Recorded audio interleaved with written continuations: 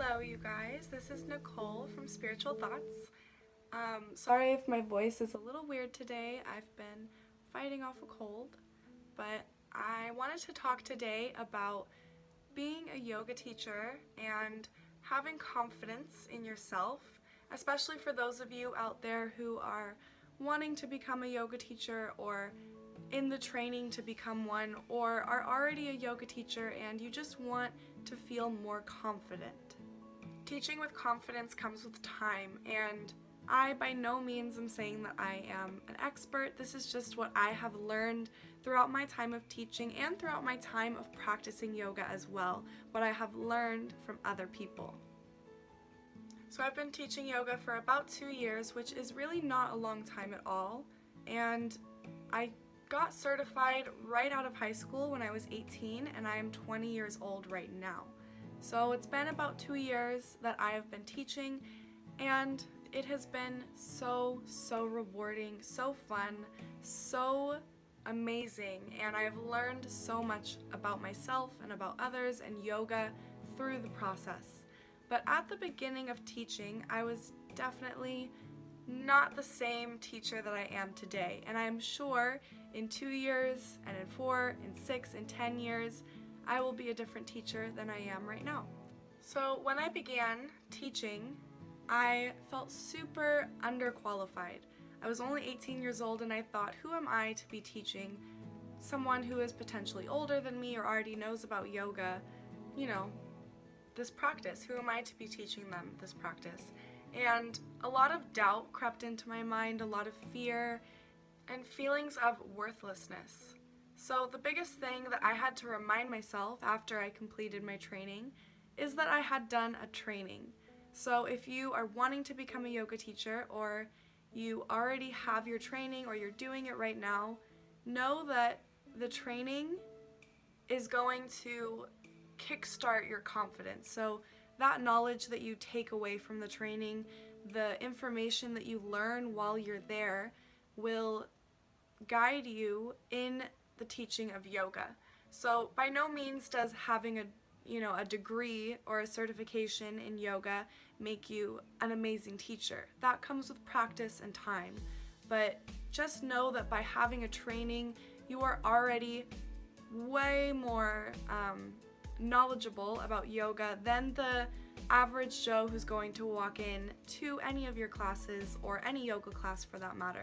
Most people don't know a whole lot about yoga, and if they do, it's because they have an interest in it, or they study it, or they already have their own background and their own practice with yoga. So another thing is that if you're going to be a yoga teacher, you have to be comfortable with using your voice. Your throat chakra is a huge deal in this industry, and if you are unable to speak clearly, calmly, then odds are it's not really going to work out for you. But you can strengthen this skill. Usually just talking to yourself in a mirror or filming yourself, just like I'm doing now. It's really funny, but it really helps with getting your talking skills a lot better. And it also helps you get more comfortable with the sound of your own voice, and it helps you to realize the patterns that you have while speaking. This is a huge one. I always recognize when I say things over and over, or if I fall into a rut of saying things over and over again. You're always going to have moments where you don't feel very confident, you don't feel like a yoga teacher or a yoga instructor should. And sometimes just being a human is enough. You don't always have to feel the most confident, you don't always have to feel the most qualified, but if you have a passion and a love of the practice, it will shine through, and it will show everyone that you truly care about teaching them, regardless of your own confidence levels, whether they're a little low that day or what have you. I'm sure for those of you who already teach yoga and who have taught yoga for a lot longer than I have, you can relate to the feeling of being in the middle of a yoga class that you're teaching and freezing.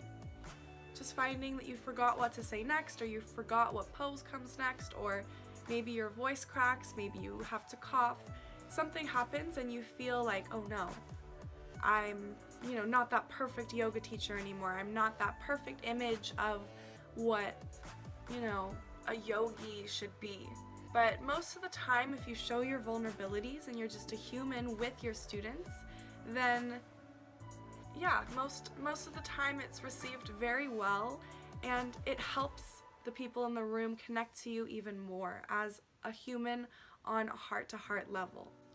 Another thing that I find really helps is keeping your own yoga practice steady and strong.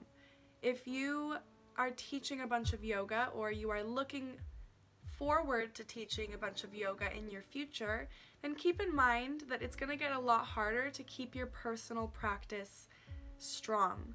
So make sure that you take the time out to really care for yourself so that you are full enough to give to others. So overall, teaching yoga is really about being vulnerable, but also knowing that you are strong within your knowledge. If you ever feel uncomfortable or unconfident, simply ground yourself back in the reality that we're all human, we all make mistakes, but also you are qualified to teach yoga, if you have done a certification, of course. But once you have done your training, try to let go of the fear that you are incapable, or you are not knowledgeable enough, or you're not smart enough, or you don't know enough. Teachers are always learning. Every single teacher in the world, every yoga teacher in the world, doesn't know everything about yoga. We're all learning from each other, and that's the beautiful part. So keep that in your mind as you move throughout your personal practice and your teaching practice. Whether you are a yoga teacher or not, I am sending you so much love. Thank you for watching, and I hope that you have an amazing day or night wherever you are. Namaste.